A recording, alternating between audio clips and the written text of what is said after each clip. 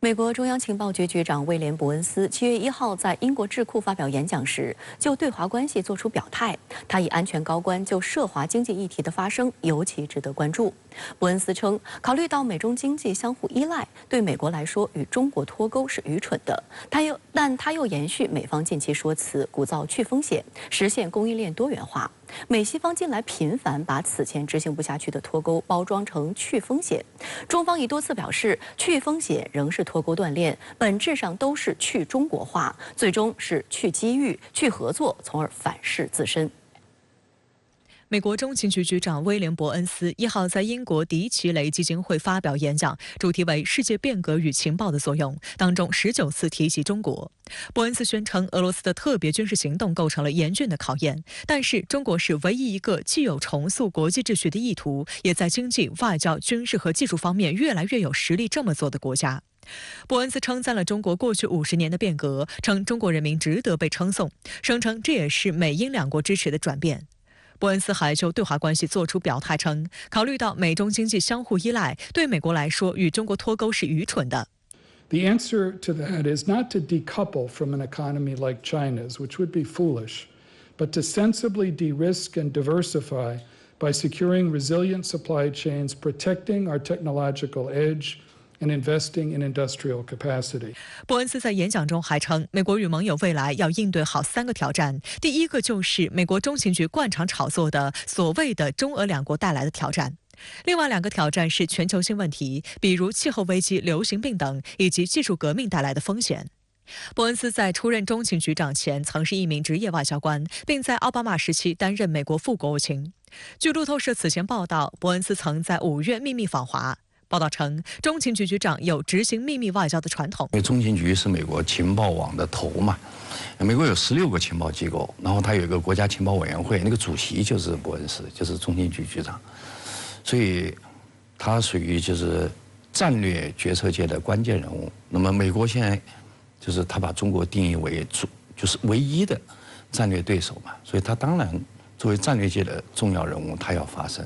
一段时间以来，部分美国政客在国际上大肆鼓吹脱钩，以所谓战略竞争定义中美关系。值得注意的是，自今年4月以来，与中国脱钩的措辞逐渐从拜登政府高官口中淡出，取而代之的是去风险化。美国国务卿布林肯6月访华时称，试图遏制中国并在经济上与中国脱钩的指控，与我们实际在做的事情之间存在非常明显的区别，在供应链领域是具有风险性，也是多元性的。中方此前多次表示，去风险仍是脱钩锻炼，本质上是去中国化，最终是去机遇、去合作、去稳定、去发展，不仅解决不了美国自身的问题，还会反噬自身。澳大利亚金融评论报的文章称，在地缘政治类别中，不到2个月时间，去风险一词从无人听闻到无所不在。西方领导人如此迅速地接受去风险的一个原因是，这令他们摆脱了措辞上的困境。以前关于西方经济与中国脱钩的说法，往往被批不可能和极端。去风险听起来更加谨慎和有针对性。德国民进周刊称，去风险化的确是一个漂亮的口号，而去风险化首先要在来自中国的风险是什么，以及如何应对的问题上达成一致。事实证明，这是一个复杂的问题。美国人呢，原来是想跟我们脱钩的，但是后来呢，他发现呢，第一个从市场角度来讲，他脱不了钩。就比如说美国的那个基础药啊，它的原料都是中国来的。他要是真脱钩，他没药吃了。另外呢，就是美国有一些盟友啊，不愿意脱钩，是吧？因为利益关联很大，所以他们最近换了一个说法，叫去风险，从脱钩变成去风险。但我认为本质是一样的，就是要这个精确的脱钩，就是我完全不依赖你。或者依赖比较少，我就要脱钩。但依赖大的，我先不脱钩。美方推动的对华脱钩及去风险，一项重要抓手就是限制中国先进半导体的发展。近年来，美国不断对荷兰政府施压，要求荷兰停止对华供应尖端光刻机。纽约时报今年1月报道称，荷兰官员与美日两国安全官员在华盛顿达成协议，同意禁止对华出口尖端光刻机。由于协议的敏感性，各方长时间都没有公开宣布具体内容，并拒绝置评。不过，在6月30号，荷兰政府正式宣布了针对先进半导体设备出口的新规。根据规定，荷兰政府将要求相关企业在出口先进产品之前需获得许可证，否则不得出口。规定于9月1号生效。虽然荷兰政府并未点名，但舆论的焦点立即锁定荷兰光刻机生产企业阿斯麦。由于阿斯麦公司在先进光刻机领域的垄断地位，荷兰政府此举势必影响全球半导体供应链的布局与稳定性，并对中国半导体企业的发展构成影响。美国一直在压那个荷兰政府，由他再去压那个阿斯麦尔。那么现在看来呢，荷兰政府没有顶住美国的压力，是吧？所以就推出了最新的制裁法案。那么这个当然对中国的下一步就芯片自主是制造了新的障碍嘛？因为原来我们目标本来就很难，叫去美化是很难的，因为美国在芯片行业是比较领先的。现在他把这个别的路给你封了，那难度肯定是增加了。英国金融时报还说，美国、日本和荷兰希望形成统一战线，以剥夺中国生产最先进芯片的能力。此举是在美国施加巨大压力之后采取的。报道称，阿斯麦的4个浸润式光刻系统中的3个将受到新规则的限制，使中国芯片制造商无法以商业规模制造小于28纳米的芯片，连不是最先进的设备都开始限制了。这说明对中国的打压正在升级。金融时报援引知情人士的话说，中国公司从阿斯麦订购的几十台机器，原计划在未来几年交付，现在已经不太可能交付。自2019年以来，阿斯麦最现代化的机器已被禁止进入中国。2022年，中国约占阿斯麦销售额的15%。路透社报道称，美国预计也要在7月底公布新条例，要求美企向6家华企出口芯片制造设备时必须申请许可证，包括中国最大芯片制造商中芯国际运营的一家晶圆厂。美国去年10月出台措施，以维护国家安全为理由，限制美企对华出口芯片制造设备，也禁止美国公民为中国芯片厂商工作。在推出限制措施后，美国也游说其他芯片设施生产国采取类似限制。韩国东亚日报报道称，在国际巨头们争夺即将到来的2纳米芯片制高点时，美国却联合盟友想剥夺中国制造几10纳米芯片的能力。中国芯片产业面临的形势相当严峻。7月1日正式实施的我们的首部综合性的技术性的中华人民共和国对外关系法，那么为我们开展对外的这个法律工作，那么提供了新的支撑。我们是可以期待的会有一些新的举措来